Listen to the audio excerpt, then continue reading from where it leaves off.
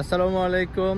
চলে আসছি আজকে স্পেশালি জাবালে নূর, যেখানে রাসূলুল্লাহ সাল্লাল্লাহু আলাইহি সাল্লাম কোরআন নাজিল হয়েছে। সেই পাহাড়টা দীর্ঘদিন দেখার জন্য অনেকটা ইচ্ছা ছিল, তাই আজকে চলে আসলাম আমি স্পেশালিভাবে।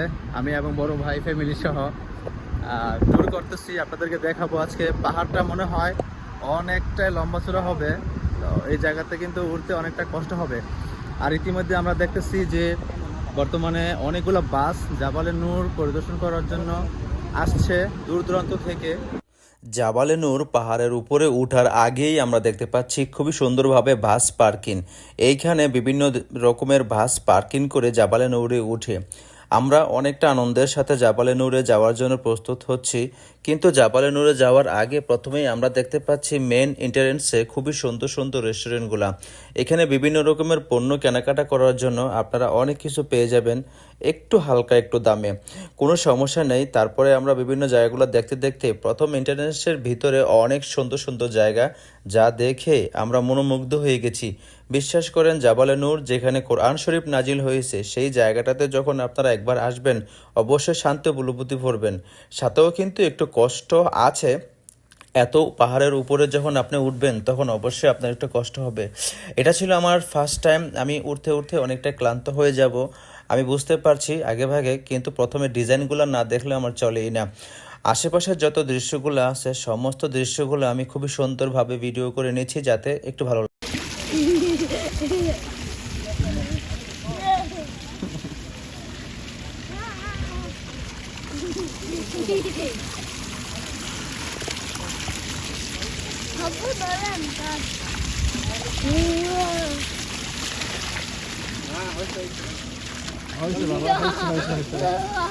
আমি নিজেকে বিশ্বাসই করাতে পারছি না যে রাসূলুল্লাহ সাল্লাল্লাহু আলাইহি সাল্লাম কোরআন শরীফ নাজিল করার জন্য এত দূর পাহাড়ের উপরে উনি গিয়েছেন।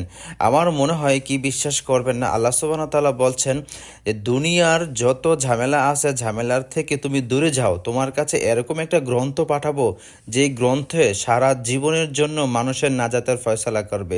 তার জন্য আমাদের নবী এত উপরে চলে গেছেন। বিশ্বাস করেন, ওই যে দূর পাহাড়টা দেখতে পাচ্ছেন ওই পাহাড়ের উপরেই কোরআন শরীফটা নাজিল হয়েছে। এটাই হচ্ছে জাবালে নূর।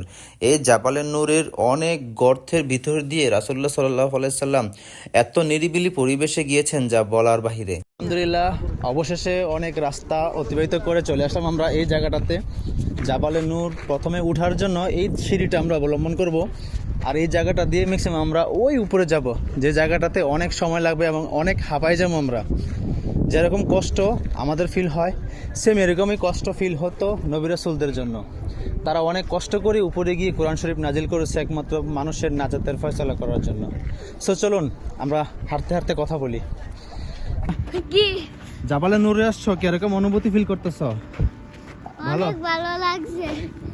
কষ্ট হচ্ছে না? না হ্যাঁ, হাঁপায় যেতেছো না? হ্যাঁ, না সত্যি? সত্যি আচ্ছা, আমার কিন্তু অনেক হাঁপাইতেছি বুঝছো। প্রথম ধাপ অতিবাহিত করতে না করতেই মনে করেন যে অনেকটাই হাঁপাই গেছি।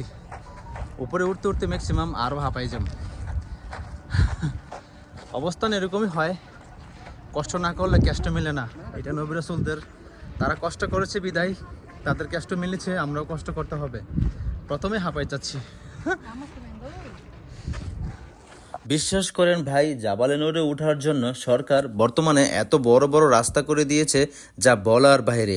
এটা কি একটা সস্তাখানি কথা নাকি? এত বড় পাহাড়, আর এই পাহাড়ের উপরে ওঠার জন্য সরকার সৌদি আরবের অনেক সুন্দরভাবে সিঁড়ির মতো করে অনেক সুন্দর রাস্তা করে দিয়েছে। কিন্তু আমি একটা জিনিস ভাবি, এত উপরে উঠতে উঠতে আমি অনেক ক্লান্ত হয়ে যাব, কিন্তু নবী রাসূল কীভাবে উঠেছে, তাদের কি কষ্ট হচ্ছে না? আসলে উম্মতের কথা চিন্তা করে তারা অবশ্যই এই কষ্টটা মনে করেনি। তার জন্য আমাদের নাজাতের ফয়সালা করার জন্য আল্লাহ রাসূল এত কষ্ট করে উপরে উঠেছেন। আমি এই পাহাড়ের উপরে উঠে যতটুকু বুঝতে পারছি, আল্লাহ রাসূল আমাদের কথা চিন্তা করে ওনার কষ্টটা উনি কষ্ট মনে করেননি। আমাদের নাজাতের ফয়সালা করার জন্য উনি আপ্রাণ চেষ্টা করে যাচ্ছেন। ধীরে ধীরে উঠতে উঠতে আমরা একটা দোকানের ভিতর দিক দিয়ে যেতে হবে। এই দোকানটার ভিতর দিক দিয়ে আমরা কিছু কেনাকাটা করে নিতে হবে, কারণ উপরে উঠতে উঠতে আমাদের অনেক পানি পিপাসা লাগবে। তার জন্য আমরা কি করলাম, তৎক্ষণাৎ কিছু পানি কিনে নিলাম। দোকানটা যদিও একটু বড়সড়, তারপরেও মানে অনেক পণ্য পাওয়া যায়। তো কিছু পানি কিনে আমরা সামনে যাওয়ার জন্য অগ্রসর হলাম। এই জায়গাটার ভিতর থেকে পানি ছাড়া আমাদের কোনো রাস্তা নেই, কারণ আমি জানি যে শুকায় যাবে। আমি কি বলবো, বলার কোনো ভাষা নাই। দূর থেকেও কিছু কিছু ভিডিও ক্যাপচারিং করে নিচ্ছি। দুটি উট ঘাস খাচ্ছে এবং এই মনোরম পরিবেশগুলো দেখে কিন্তু আমাদের অনেকটাই অন্যরকম ফিল হচ্ছে। প্রথম স্টেপ পুরো করে ফেললাম। এখন আমরা কিছু পানি নিয়ে আমরা আবার আমাদের গন্তব্যস্থানে যাওয়ার জন্য রেডি। অনেক উপরে।